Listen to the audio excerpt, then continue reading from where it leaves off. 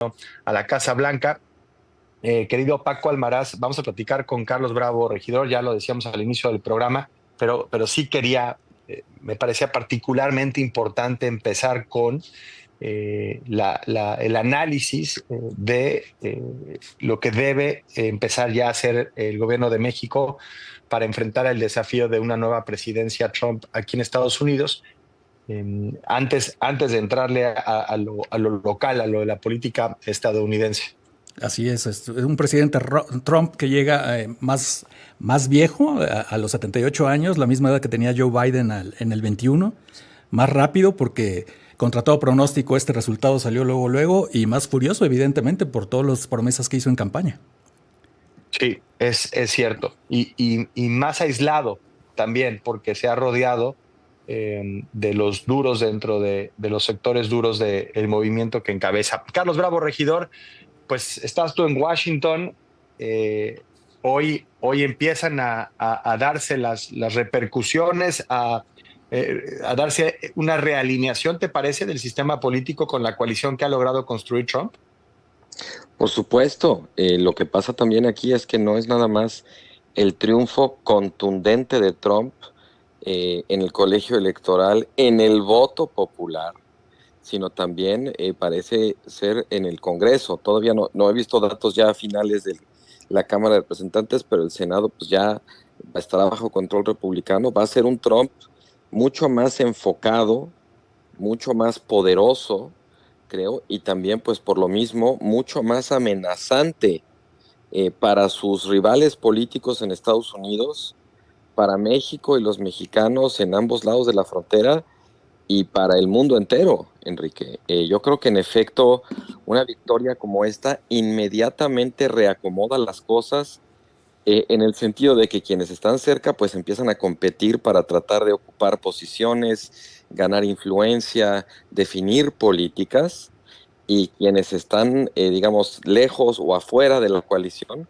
pues a tomar sus medidas. Yo, Néstor, sí recuperaría lo que te escuché platicando con la embajadora Bárcena respecto a este extraño optimismo que de pronto despliega la presidenta Claudia Sheinbaum, un optimismo que luce un poco, la verdad, como frívolo frente a lo que el momento me parece que demanda mucha más responsabilidad, más audacia. O Sí. sea, aquí entrar en una dinámica como de negación o casi como se dice de gaslighting, o como empiezo a decir yo en este sexenio de gasclouding, pues la verdad es que no tiene ningún sentido, ¿no? Sí, sí, bueno, tampoco me parece que es el papel sumar a esta especie de pánico colectivo que empezó a generarse, pero sí, también está el otro extremo como esta idea de estar en el cuarto en llamas y decir, no, todo tranquilo, aquí no está Exacto. pasando nada, no hay nada de qué preocuparse. Hacemos una muy breve pausa. Carlos Bravo, permíteme hacer Claro que sí. un corte comercial y regresamos para seguir platicando de esto. Vamos a entrarle al asunto también de lo que significa el voto latino que respaldó, según encuestas de salida, a Donald Trump. Ya volvemos en tiempo real. Gracias por continuar con nosotros. Ahora en conversación con Carlos Bravo, regidor. Carlos en Washington, D.C., nosotros transmitiendo desde Miami, Florida, y el querido Paco Almaraz en los estudios de Radio Fórmula allá en México. Y Carlos, hablábamos de esto que mencionabas, la especie de negación sobre el panorama, sobre todo pienso entiendo el llamado a la calma dentro de México. Sí me parece que no es atinado decir que no hay nada de qué preocuparse para los mexicanos que viven en Estados Unidos, Sí. porque se plantea un plan de deportación masiva que los incluye a los que están aquí sin documentos. Sabemos que es difícil que se pueda implementar, sabemos que se necesitan recursos y es una operación sumamente compleja, pero lo mismo se decía la separación familiar y se realizó y tuvo consecuencias terribles para miles de familias. Lo mismo se decía el veto a la entrada de personas, por ejemplo, de países musulmanes y se implementó y tuvo consecuencias terribles. Es decir, Donald Trump tiende a cumplir al menos, si no en su totalidad, parte de estas promesas de campaña y esta en particular, pues con el tema migratorio que enciende a su movimiento. Pero más allá de la coyuntura, específicamente con lo que tiene que ver con México, hablar de la coalición de votantes que logra construir Donald Trump aquí en Estados Unidos. Y es una coalición que, como bien decías, ya de entrada le está dando control, parece, de la Cámara Alta, del Senado. También se perfila para tener control sobre la Cámara de Representantes, un gran número de legislaturas locales, de gobiernos estatales y la posibilidad de que por primera vez en las últimas 9 elecciones, o por segunda vez en las últimas 9 elecciones, un republicano gane el voto popular en Estados Unidos. Agrégale nomás, digo ya para acabar de coronar el pastel, una Suprema Corte particularmente conservadora y en ese sentido favorable para Trump. Sí, y la posibilidad de que en los próximos 4 años le toque nombrar a otro o proponer a otro ministro, ¿no? Sí, y mira, de lo que decías de la coalición, llevo toda la mañana viendo encuestas de salida y sin duda el dato más sorprendente, me parece, es el voto de los hispanos, de los latinos, como le dicen acá, que si bien es mayoritariamente demócrata, lo es en una proporción muy pequeñita. 52% de los hispanos o latinos votaron por los demócratas, 46% por los republicanos. Es de veras muy sorprendente ahí, digamos, el movimiento tectónico dentro de ese grupo sociodemográfico, y creo que es importante, digamos, verlo en perspectiva. Yo recuerdo, pues no sé cuánto, quizás sean 20 años, que llevábamos esperando, lo recordarás bien de tus años acá, ahora que estás en Miami, llevábamos mucho tiempo esperando a que el llamado gigante dormido despertara, a que los latinos o hispanos hicieran valer su peso demográfico en términos de fuerza política. Y yo me acuerdo, desde que tengo casi uso de razón siguiendo las elecciones de Estados Unidos, que de alguna manera siempre decepcionaba, como que no acababa de dar el campanazo este grupo sociodemográfico, y creo que en esta elección lo da, pero en un sentido muy sorprendente. A lo mejor el gigante dormido despertó, pero del lado equivocado de la cama, querido Enrique. Carlos, te saluda aquí Paco Almaraz. Una de los anuncios que hace Trump en su campaña es una presión más contundente al narco. ¿Tú crees que esto obligue al gobierno mexicano a modificar la estrategia que ha seguido desde hace 6 años? Pues yo creo que sí. Yo creo que sí, con el agravante de que no es algo, me parece, que esté en la intención, en la voluntad, en los planes del gobierno mexicano, en el sentido al menos de dar un combate mucho más frontal a las organizaciones del crimen organizado. Creo que en México el sexenio anterior pues realmente quedó muy definido el marco de una política más bien como de pacificación o de ataque a las causas de fondo, como decía López Obrador, pero no había nada que implicara, digamos, salir a dar la batalla contra las organizaciones, porque eso era visto pues como calderonismo, como represivo, ¿no? Como usar al ejército contra el pueblo, en fin, una serie de cosas ahí, de analogías medio problemáticas que usaba López Obrador. Pero claramente los estadounidenses, sobre todo por la importancia que ha adquirido el fentanilo en su política local, que ya se convirtió en un tema electoral dentro de Estados Unidos, pues quieren ver más resultados, quieren que México detenga los flujos, que desmantele los laboratorios, que combata las organizaciones criminales, que abata o que arreste a los cabecillas, ¿no? Y pues eso no estaba un poco, me parece, en los planes nunca estuvo en los planes de López Obrador, y claramente no me parece que esté claramente en los de Claudia Sheinbaum. Pero por supuesto que eso puede pasar, y hay ahí otra entre las múltiples razones por las cuales es importante una reacción y un posicionamiento a la altura del desafío que representa Donald Trump. Ya salió hasta Zelensky de Ucrania inmediatamente a posicionarse. Yo entiendo lo que decía Enrique, y que dice que no hay ninguna necesidad, digamos, de apanicarse, pero sí, digamos, de tomar la iniciativa, de no verse como timoratos, porque ese tipo de cosas Trump las recuerda en el sentido de, mira, no me quiso reconocer, pero también huele en ellas de alguna manera la debilidad, ¿eh? Y eso, pues como hemos visto muchas veces con el caso de Donald Trump, pues nada más lo envalentona más, ¿no?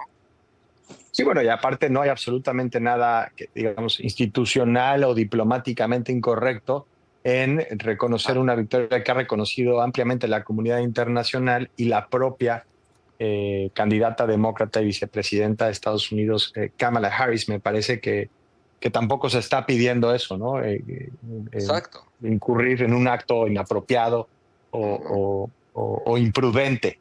No, Me parece es que más un también eso, ¿no? posicionamiento responsable, pues dado el lugar que ocupa México en la relación con Estados Unidos y en particular en el imaginario trompista. Sí, o sea, aquí yo creo que el espíritu de lo que se está discutiendo es actuar con el sentido de urgencia que tiene el tema, porque la ventana de transición es Exacto. fundamental y es muy Sí, corta y ha comenzado a correr desde las primeras horas del día de hoy. Eso me parece que eso es el asunto, ¿no? así es. Ahora, Enrique, déjame volver rapidísimo al tema de los latinos. Decía que ese es uno de los grandes movimientos tectónicos que se alcanzan a identificar ya con claridad en las encuestas de salida, que se despertó por fin el gigante dormido, pero se despertó del lado equivocado de la cama. A mí me parece que Eh, esto va a obligar al Partido Republicano a cierto replanteamiento, porque era un partido, como sabes, como digo, como ha sido desde Trump sobre todo, pues bastante hostil respecto a las mayorías étnicas y de pronto que los latinos, o sea, que con los latinos tenga tan buen desempeño, yo creo que sí puede llegar a tener cierta trascendencia en cuanto a la definición del Partido Republicano al futuro y un ajuste, me atrevería incluso a decir, del trumpismo, porque aquí se les presenta una oportunidad dorada en términos, digamos, de lo que es la proyección del cambio demográfico en Estados Unidos hacia el futuro, cosa que tenían muy en su contra, especialmente por lo que se estimaba que sería el crecimiento demográfico de la población hispana o latina en Estados Unidos. sí, me parece que no me quiero colgar la estrellita. Bueno, no voy a caer en provocaciones, pero hace poco más de un año, cuando tuvimos una entrevista con Donald Trump y reconocimos justamente eso, que empezaba a emerger una tendencia muy significativa como para ser ignorada, y que tenía que ver con el cambio en la actitud y en las preferencias políticas los votantes latinos, de un amplio sector de los votantes latinos, ¿no? Y había que darle contexto y profundidad y entender y acceso a ese segmento del electorado que no necesariamente se sentía o se siente, lo vimos anoche, identificado con las políticas que estaba ofreciendo el partido que históricamente había respaldado a los votantes latinos. Eh, no le entremos mucho al asunto, pero lo que quiero decir es, me parece también que los sectores más progresistas del Partido Demócrata se Ujú. negaron y se niegan a entender que ha cambiado el voto latino, Sí, y la gente que ahora lo entiende con más detalle dice, ¿por qué dicen voto latino si los votos latinos son muchas cosas? Son los cubanos y los claro, mexicanos y los colombianos. Bueno, porque hasta hace muy poco sí votaban en bloque. Aunque nunca ha sido homogéneo, no ha sido un sí. monolito, hasta hace poco sí votaban en bloque y hoy eso se ha fragmentado y hay que entender por qué y hacia dónde. Y me parece que eso ocurre desde hace ya tiempo y era simplemente reconocerlo, no para amplificar o facilitar ninguna narrativa o retórica en contra de la comunidad latina y los ¿No? migrantes, Sí. simplemente para dar el contexto y la profundidad, el acceso que necesitaba el asunto. Y mira, Pero también bueno, quizás para terminar sí. un comentario un poco más histórico.